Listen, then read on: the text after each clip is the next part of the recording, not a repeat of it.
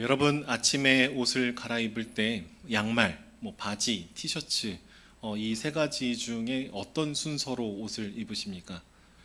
누군가는 양말부터 신으시는 분이 있고 누군가는 바지 입고 티셔츠 입고 양말을 마지막에 신으시는 분들도 있을 겁니다. 근데 사실 옷을 어떤 순서로 입는지는 그 순서가 그렇게 중요하지 않습니다. 왜냐하면 마지막에는 옷을 다 입고 가기 때문이죠. 그런데 순서가 굉장히 중요한 일들이 있어요. 순서가 어그러지면은 본래의 기능을 상실하게 되는 것이죠. 그러니까 몇 년 전만 하더라도 코로나가 굉장히 많이 확산되었기 때문에 다들 코로나 키트로 자가 검사를 해보신 기억들이 있을 겁니다. 10번, 20번. 저는 솔직히 한 50번 넘게 검사했던 것 같아요. 신방 갔다 와서 한번 찔러보고, 신방 갔다 와서 찔러보고. 왜냐면 그 당시에는 정말 심했을 때는 제가 이제 확진이 돼서 가면은 우리 성도님들의 사업장이 문을 닫아야 되는 그런 순간들도 있었기 때문에 그렇습니다. 근데 코로나 검사를 할 때는 순서가 너무 중요하죠.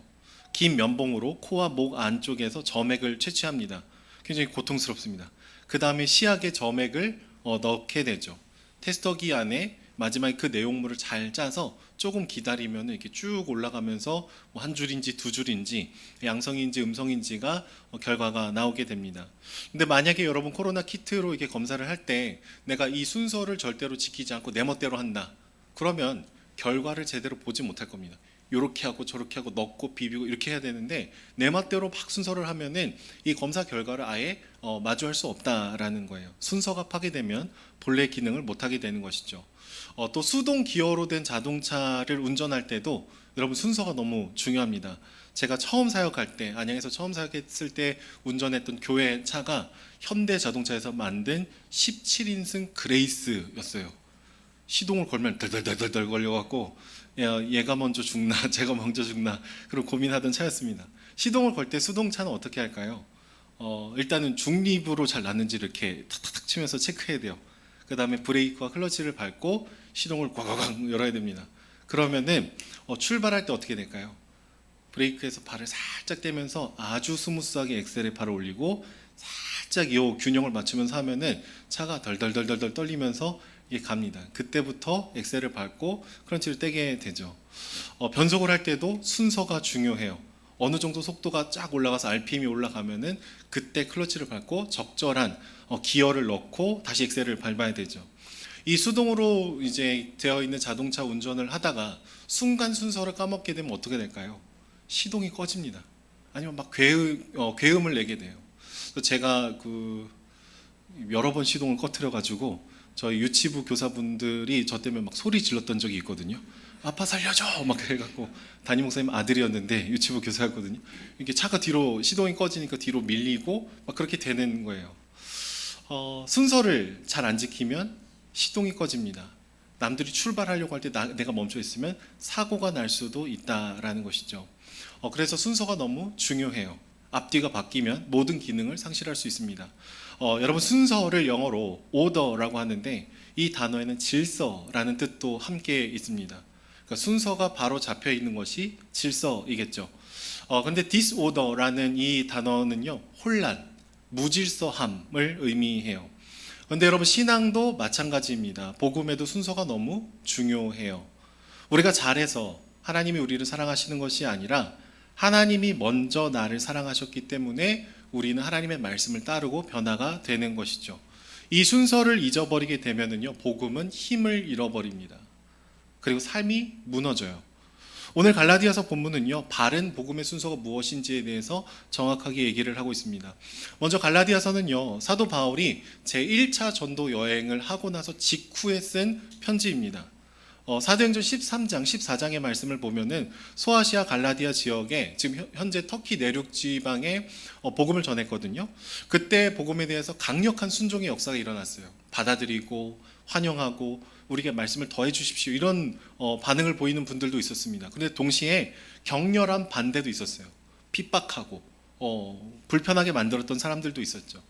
이 바울이 1차 전도 여행이 끝난 다음에 소식을 들으니까 복음을 듣고 예수님을 믿고 따르기로 했던 갈라디아 교회의 교인들이 뭔가 문제가 생겼다라는 얘기를 들었습니다. 어떤 사람들이 찾아와서 그들에게 살짝 다른 복음을 전했고 갈라디아 성도들이 이것을 분별하고 거절하는 것이 아니라 그것을 환영했다라는 거예요. 그리고 그것에 따라갔다. 뭔가 문제가 생긴 것이죠. 오늘날로 치면 방금 전도해갖고 회심했는데 똑똑똑 노크해서 열어봤더니 막 신천지가 와갖고 그 마음을 미혹했다라고 하면은 당장 달려가겠죠. 그런 마음으로 지금 이 갈라디아서를 쓰고 있는 거예요. 그래서 갈라디아서를 보면은요, 원래는 이 당시에 이 편지의 양식을 보면은 첫 번째 문안 인사랍니다. 두 번째 수신자들에게 이 편지를 받는 사람에 대해서 이렇게 축복을 해줘요. 세 번째 본론이 나오거든요. 근데 갈라디아서는요, 인사를 간단하게 해요. 상대방에 대한 축복이 생략이 됩니다. 그리고 바로 본론이 나와요. 6절의 말씀이 나옵니다. 우리 6절 말씀을 함께 읽어보도록 하겠습니다. 6절입니다. 시작. 그리스도의 은혜로 너희를 부르신 이를 이같이 속히 떠나 다른 복음을 따르는 것을 내가 이상하게 여기노라. 뭐라고 얘기하죠? 너희가 이렇게 빠르게 복음을 떠나는 것을 내가 이상하게 여긴다. 그래서 편지를 막 급하게 쓰고 있는 겁니다. 여러분, 여기서 떠나다라는 이 단어는요, 어떤 사람의 충성의 대상을 옮기다, 배교하다, 탈영병을 의미할 때 이 떠나다라는 단어를 씁니다. 그러니까 갈라디아 교회의 성도들이 하나님을 아직 완전히 떠난 것은 아니지만 미혹이 되고 잘못된 순서를 갖게 되면서 뭔가 하나님으로부터 점점 떠나가고 있는 긴급한 상황 가운데 있었다라는 거예요. 그 이유는 무엇일까요? 유대주의자들로 추측이 되는 어떤 사람들이 갈라디아 교회에게 찾아와서 교란을 시키고 그리스도의 복음을 변하게 만들었다라고 얘기를 하고 있습니다. 여러분, 여기서 교란시키다라는 이 단어는요, 순서를 바꾸다, 앞과 뒤를 바꾸다 라는 뜻을 가지고 있어요. 그러니까 우리에게 말씀해 주신 복음의 순서를 바꿨다라는 거예요. 그리고 그 결과가 뭐래요? 복음을 변하게, 변질시켰습니다. 본래 기능을 상실하게 만들었다라는 것이죠. 코로나 검사를 순서에 맞지 않게 하면 이상해지듯이 복음의 순서도 엉망으로 만들어버리면 이상한 결론에 이르게 되더라라는 것이죠. 여러분, 유대주의자들은 어떤 얘기를 했을까요?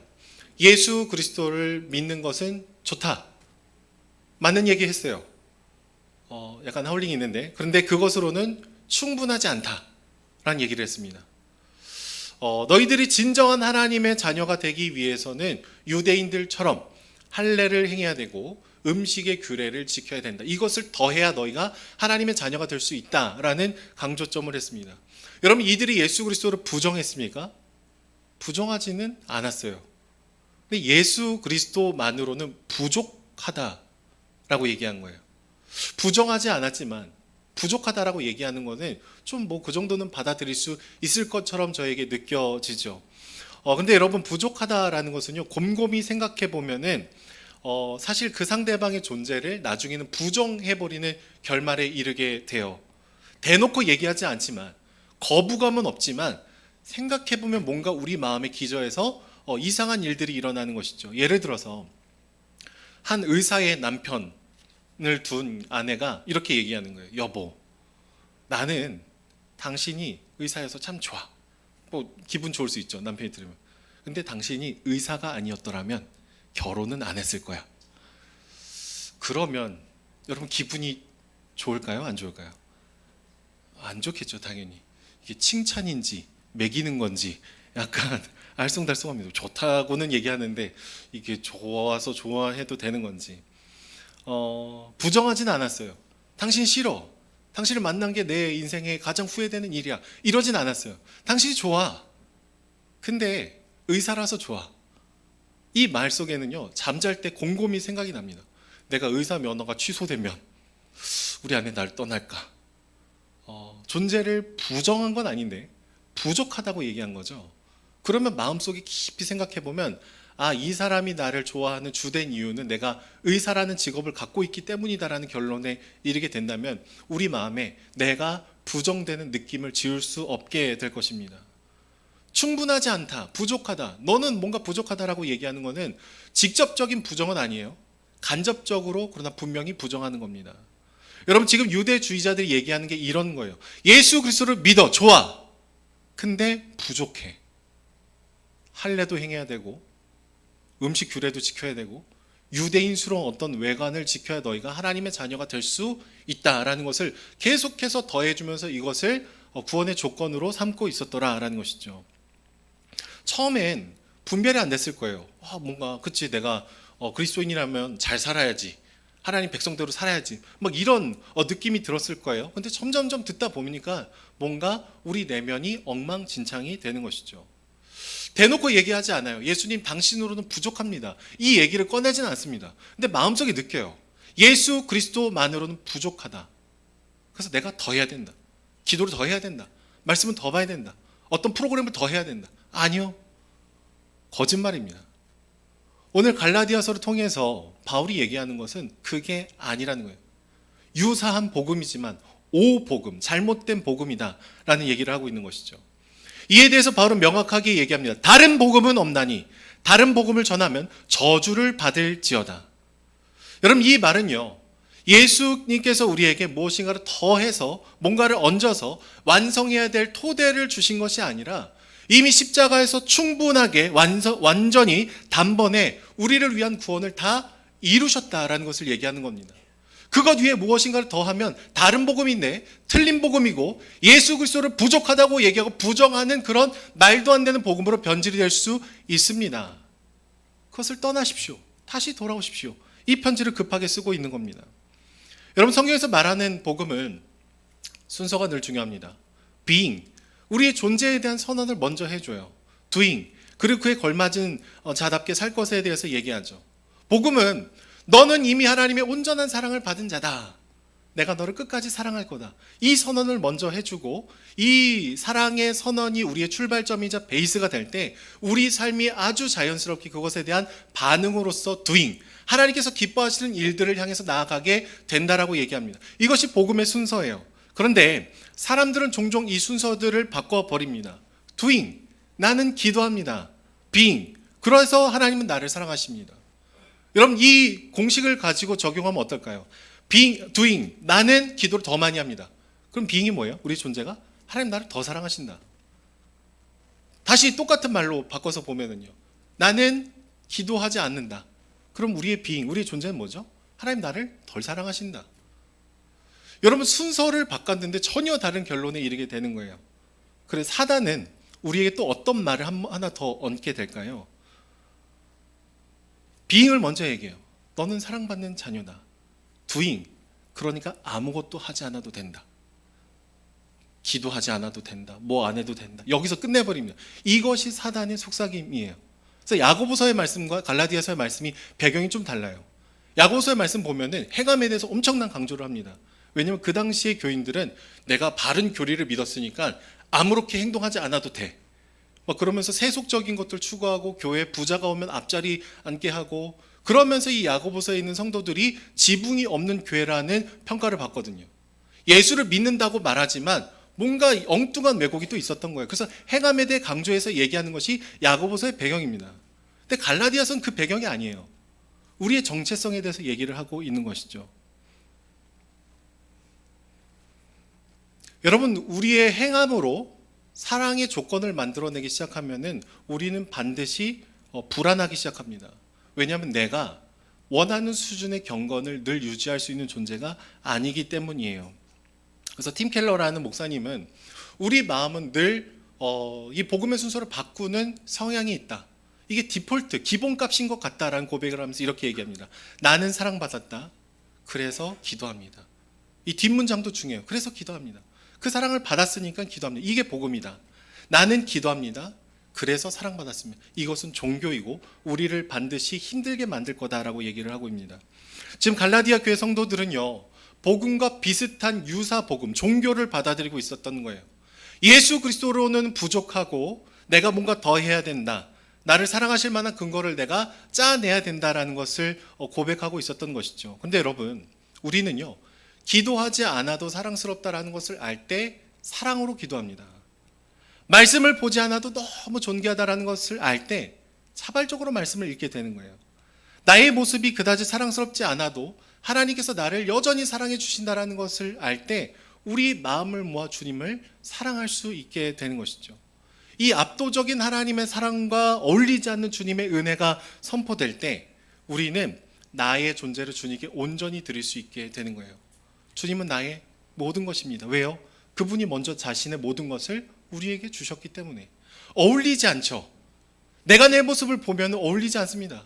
나는 그 사랑을 받을 만한 자격과 조건이 없는 비참한 사람이거든요. 그런데 하나님의 사랑에 감동할 때 우리는 주님을 사랑하게 되더라라는 거예요.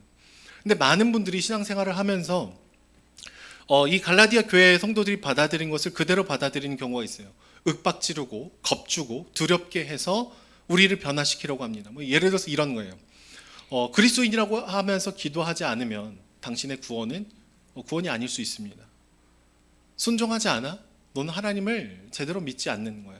구원의 확신이 없는 거야. 여러분, 이런 말들을 듣다 보면 좀 불편해지죠. 두렵습니다. 근데 이 불안함을 덮기 위해서 우리가 보통 선택하는 것은 뭘까요? 더 큰 열심으로 나를 막 이렇게 가열차게 돌리는 거예요. 기도의 시간을 막 늘립니다. 교회에서 하는 어떤 프로그램을 계속해서 합니다. 예전에 제가 개척 나오기 전에 교회에서 양육을 담당했었습니다. 1, 3단계를 하고 나중에 4단계를 했는데 4단계 한 12주 정도 됐어요. 하다 보면 어떤 분들이 얘기해요. 목사님, 5단계는 없습니까? 6단계 없습니까? 7단계 없습니까? 왜요? 어떤 프로그램에 들어가서 내가 그것을 하면은요, 뭐 기도도 해야 되고 막 이러면 내가 꽤 괜찮은 사람처럼 유지되거든요. 안 내면 뭐 벌금 내고 뭐 하고 막 하니까 뭐 어찌됐든 강제성을 가지면서 내가 가열차게 나를 돌릴 수 있어요. 그게 다 나쁘다는 건 아니에요. 근데 그게 끝나면 그런 나 자신을 못 견디는 거예요. 와, 그때 훈련 받을 때 내가 잘했는데, 그때 누군가 옆에 있을 땐 잘했는데, 훈련이 끝나니까 기도를 잃어버리고 말씀을 잃어버리고 뭐가 안 되니까 또 다른 프로그램, 또 다른 훈련, 이게 없으면 왠지 하나님이 나를 용서해 주지 않을 것 같은 불안함이 들게 되는 거죠. 그럼 몇 단계까지 있어야 됩니까? 17단계 있으면 계속해서 우리를 돌리면 그러면 행복할까요? 아니요. 이것을 계속 돌린다고 해서 행복하다면 그것은 종교라는 거예요. 나의 연약함을 마주할 수 있어야 되고 나의 부족함을 수용할 수 있어야 돼요. 왜요? 주님께서 죽으셨으니까. 그 사랑을 우리에게 보여주셨으니까. 우리는 사랑할 만한 조건을 계속해서 만들어낼 수 있는 사람이 아닙니다. 언젠가는 막 새벽에 기도하는 게 너무 좋아갖고 얘기하시는 분들이 있어요. 목사님, 저 매일 새벽 기도 계속 나올 겁니다. 저는 그분을 믿지 않아요. 한 2달 하시다가 갑자기 목사님, 제가 뭐 건강이 안 좋아서 그럴 수 있어요. 우리는 기도를 정말 사랑하다가도 식어버릴 수 있는 존재예요. 어떨 때는 말씀을 막 읽으니까 막 말씀이 막 진짜 막 꿀송이보다 달아요. 저는 그분을 믿지 않습니다. 금방 식을 수도 있는 거예요.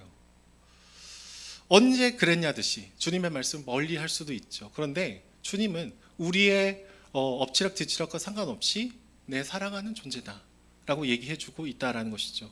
말로 다 할 수 없는 사랑으로 우리 존재를 안으시고 위로해주고 계신데 이것을 떠나서 엉뚱한 종교로 가지 말아라 라고 오늘 본문을 쓰고 있는 겁니다.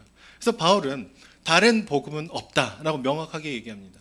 하늘에서부터 온 천사라도 누구든지 하나님으로부터 온 복음이 아니라 다른 복음을 전하게 됐을 때는 저주를 받게 될 것이다 라고 굉장히 명확한 경고를 합니다. 근데 여러분, 이 저주는요, 미래의 일뿐만 아니라 잘못된 복음을 적용하는 현재 시간에도 충분히 나타납니다.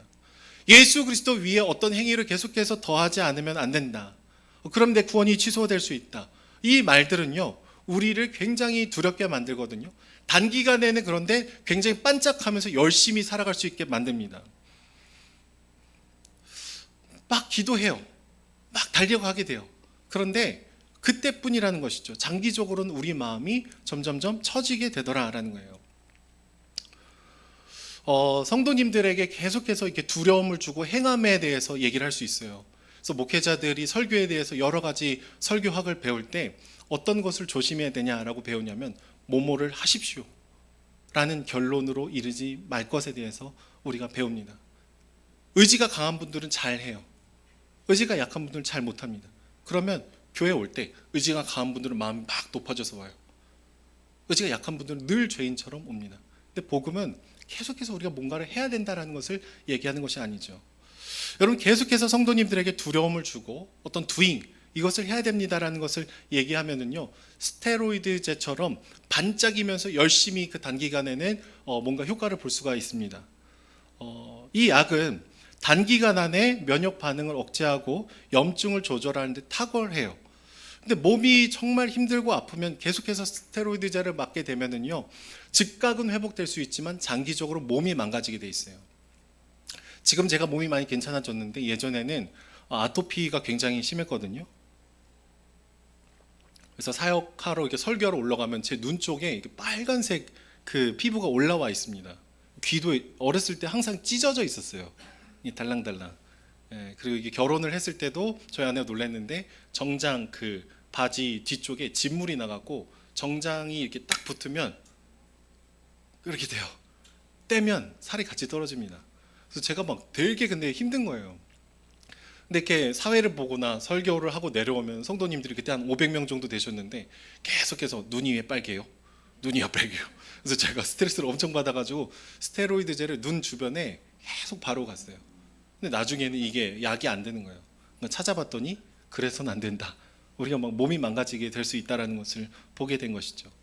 여러분들 계속해서 doing, 우리의 행동을 강조하면서 이러면 하나님이 너를 버릴 거야, 사랑하지 않을 거야, 사랑이 축소될 거야, 이거를 막 하면은요, 그 잠시 잠깐은 기도합니다. 잠시 잠깐 달립니다. 그런데 장기적으로는 우리가 하나님을 굉장히 심각하게 오해하게 되는 것이죠. 현재적인 저주 안으로 들어갈 수 있는 겁니다.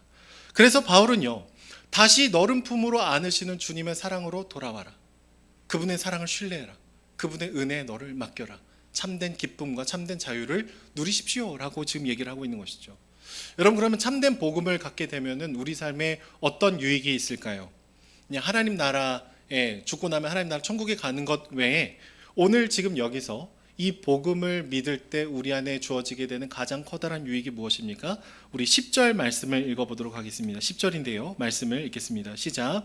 이제 내가 사람들에게 좋게 하랴, 하나님께 좋게 하랴, 사람들에게 기쁨을 구하랴. 내가 지금까지 사람들의 기쁨을 구하였다면 그리스도의 종이 아니니라. 아멘.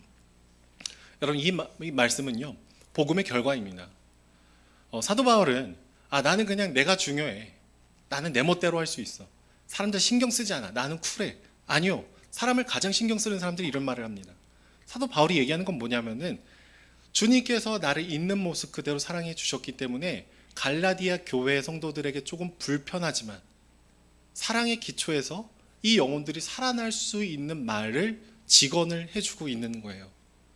너희들의 눈치를 봤으면 이 편지를 써갖고 너희들이 나를 싫어한다고 해서 내 마음이 흔들렸으면 이 편지를 쓰지 않았을 거야.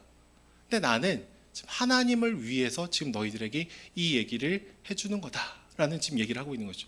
지금 사도 바울의 마음이 어떤 거예요? 어디에 근거를 두고 있습니까?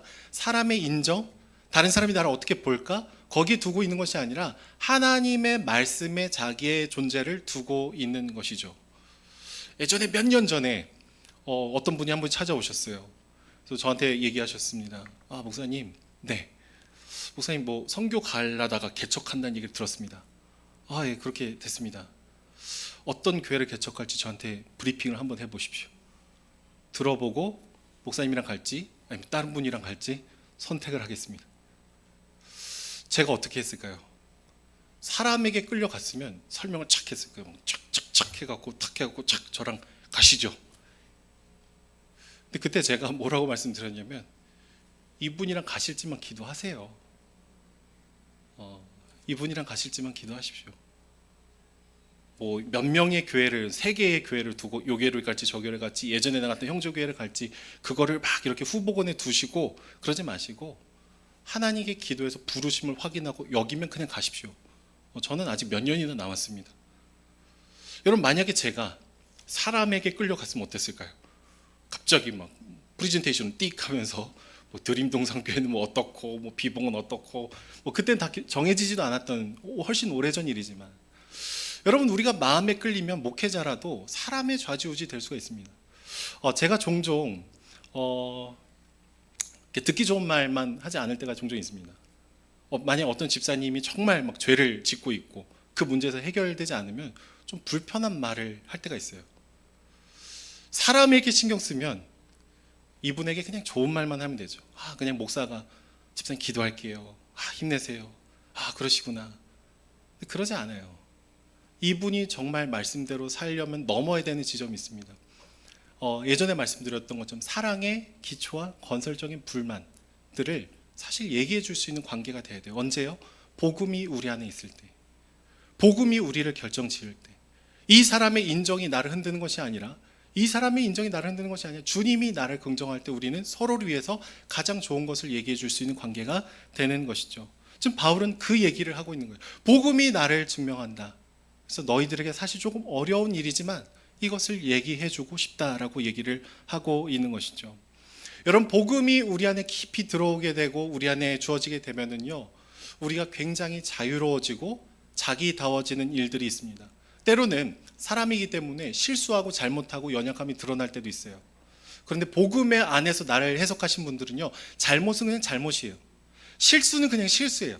잘못을 가지고 나의 존재를 계속 찌르면서 나는 사랑받지 못하는 사람이야, 나는 살 필요가 없어, 이런 존재로 끌고 오는 사람이 절대로 아니라는 거죠. 오늘 주보를 보시면 저의 실수가 담겨 있습니다. 주보가 이렇게 옆으로 넘겨야 되는데 오늘 아침에 알았어요. 이렇게 넘겼어요. 저의 실수입니다. 그냥 용납해 주시길 바랍니다. 그냥 바빴나 보다. 예전에 제가 은혜동산교회에서 사역할 때 일부 예배 때 찬송가를 부르는데 찬송가가 한 문장이 똑같은 찬송가가 하나 있어요. 35장인가 36장인가가 한 줄이 똑같아요. 제가 일부 예배 때 찬양을 딱 부르는데 한 줄까지는 나름 같거든요. 두 번째 줄부터 갑자기 음과 가사가 안 맞는 거예요. 그래서 이제 반주자 집사님이 제가 쳐다보고 서로 정죄의 순간을 보낸 다음에 누가 잘못했나, 제가 잘못한 거였어요. 어떻게 했을까요? 예전에 제가 복음 안에서 저를 재발견하지 못했으면 나는 목회자답지 않다, 이 찬송가를 미리미리 연습해갖고 경건하게 기도하면서 준비해서 해야지, 너는 사역자로서 낙제다, 이렇게 했을 겁니다. 근데 제가 그때는 나름 자아가 건강했어요. 정중하게 사과드렸어요. 죄송합니다, 저의 실수입니다. 그러나 36장이 생각이 안 나서 35장으로 부르겠습니다. 그래서 제가 선택했던 그 찬송가를 부르고 예배를 그냥 드렸습니다. 설교 전이었어요. 예전에 제가 제 자아가 굉장히 불안했을 때라면은 막 설교도 어떻게 하는지 모르고 마음이 무너져 내렸을 겁니다. 근데 그냥 실수한 거고 잘못한 거고, 물론 그 다음에 한 번도 찬송가를 틀린 적은 없습니다. 근데 저의 존재까지 저의 실수를 가지고 끌고 가서 저를 비난하고 저를 정죄하지는 않았던 것이죠. 있는 모습 그대로 수용해 주신 분이 있기 때문에 그렇습니다. 나의 연약함마저도 나를 안아주시는 분이 있기 때문에 그래요. 내가 기도를 놓칠 때도 있고 내가 원하는 수준으로 잘 살지 못하는 그 순간에도 나를 죽기까지 사랑하신 하나님의 선언이 여전히 내 안에 선포되고 있기 때문이죠. 여러분, 바울은 다른 복음을 전할 때 우리가 저주를 받게 될 거다라는 얘기를 한 다음에 갈라디아서 3장 13절 말씀에 우리를 대신해서 저주를 받은 자에 대한 얘기를 합니다. 우리 말씀을 읽어볼게요. 그리스도께서 우리를 위하여 저주를 받은 바 되사 율법의 저주에서 우리를 속량하셨으니 기록된 바 나무에 달린 자마다 저주 아래에 있는 자라 하였습니다. 아멘. 여러분, 복음은요, 그리스도께서 나의 죄에 대한 모든 진노를 다 겪으셨다라는 것을 얘기합니다. 나와 순서를 바꾸신 분에 대한 얘기예요. 나와 자리를 바꾸셨습니다. 내가 받아야 되는 모든 진노와 저주를 자신의 온 몸으로 받아내신 그리스도, 그분의 죽으심이 우리의 존귀함을 증거한다라고 얘기하고 있습니다. 우리의 모든 수치스러움을 그분이 다 가져가셨어요. 그리고 모든 불화살, 정죄, 비난의 언어가 그리스도 안에서 다 끊어지게 되는 것이죠. 여러분, 하나님은 절대로 우리를 관통하지 못하게 하는 옷을 만들어서, 사랑의 옷을 만들어서 우리에게 계속해서 입혀주고 계신 것이고 씌워주고 계신 것이죠. 하나님은 지금 나를 사랑하는 것보다 우리를 더 사랑하실 수 없습니다. 다시 한번요. 하나님은 지금 이 순간 나를 사랑하시는 것보다 나를 더 사랑하실 수 없어요. 이게 복음입니다. 왜냐하면 이미 완전히 사랑해 주셨기 때문이죠. 우리가 뭔가 잘해야 다른 사람들로부터 인정받아야지만 그런 것이 아니라, 여러분, 기도를 놓칠 때 있어도 사랑스럽다. 말씀을 등하시는 순간도 있어도 사랑스럽다. 갑작스러운 아픔과 고통이 찾아와서 하나님을 원망하고 저주하는 그 순간에도 사랑스럽다. 하나님의 능력을 의심하는 그 순간에도, 구원의 확신이 흔들리는 것 같은 그 순간에도 하나님의 사랑은 단 하나도 변하지 않는다. 이것을 믿으시기를 소망합니다. 말씀을 맺도록 하겠습니다. 제가 신대원에 26살에 들어갔는데 신대원에 들어가서 행복한 게 아니라 굉장히 불행했어요. 어느 날 갑자기 입학을 해서 사람들이 저한테 이제 전도사님 전도사님 이렇게 부르는데 제가 제 꼬라지를 알거든요. 하나님은 그다지 사랑하지 않는 것 같았어요. 매일 경건 훈련으로 새벽 기도 나가고 말씀 읽고 하는데 그거는 청년 때 다 했던 거예요. 이 정도로 될까? 이 정도로 될까? 정말 제가 생각하는 사역자의 기준이라면은 막 저의 말투, 성격, 표정 다 뜯어 고쳐야 왠지 전도사다운 사역자가 될 수 있을 것 같았습니다. 그래서 막 괴로워하다가 어떻게 했을까요? 저를 더 가열차게 몰아세우기로 했습니다. 그때 제가 교육 전도사 때 금, 토, 주 교회에서 사역을 하고 나서 이제 월요일은 조금 쉬었다가 신대원을 가는 그런 일정이었거든요. 그런데 조금씩 월요일 날 안양에 있는 사역직 근처에 가서 전도를 하기 시작했어요. 왜냐면 이거라도 안 하면 내가 전도사답지 않아서, 좀 더 하면 하나님 더 사랑해 줄 것 같고, 조금 못하면 나를 떠나실 것 같으니까 그냥 나를 막 몰아세우면서 하나님 나를 사랑하실 수밖에 없게끔 저를 갈아 넣었던 것이죠. 근데 안 되더라고요. 그러면서 한 기로에 서게 됐습니다. 이제 복음을 정말 받아들이지, 나의 비참함과 하나님의 넓은 사랑을 받아들이지, 아니면 하나님의 사랑을 의심하면서 내 힘으로 사랑을 얻어낼지, 다시금 하나님께서 나를 불러주신 것이 전적인 은혜라는 것을 고백하게 되면서 이 사역을 하는 기쁨을 회복하게 됐습니다. 저는 이 얘기가 저의 얘기만이 아니라고 생각을 해요. 여러분들도 동일하게 계속해서 하나님의 복음을 조금씩 바꿔가면서 종교의 모습으로 갈 때가 있지 않습니까? 우리는 계속해서 하나님의 사랑을 선포하고 선언하고 서로에게 얘기해 줘야 되는 것이죠. 제가 너무 존경하는 한 목사님이 최근에 페이스북에 글을 올렸는데, 저희 교회 교단처럼 장로교 출신이신데 세례를 침례로 주셨더라고요, 최근에. 그래서 그 침례 탕을 좀 빌려서 세례를 받는 우리 청년들을 한 3명 정도 데려가는데 검은색 옷을 입혔어요. 근데 그 옷에 뭐라고 써 있냐면은 내 모습 이대로 라는 옷을 입힌 다음에 침례를 줍니다. 근데 그냥 침례를 하는 게 아니라 그 청년이 예수님을 믿게 될 때까지 도왔던 한 분 한 분들을 다 데리고 와서 옆에서 함께 침례하고 이 청년을 같이 일으킵니다. 그러면서 그 목사님이 하신 말이 있어요. 하나님은 우리를 죄인인 이 모습 그대로 용납하셨다.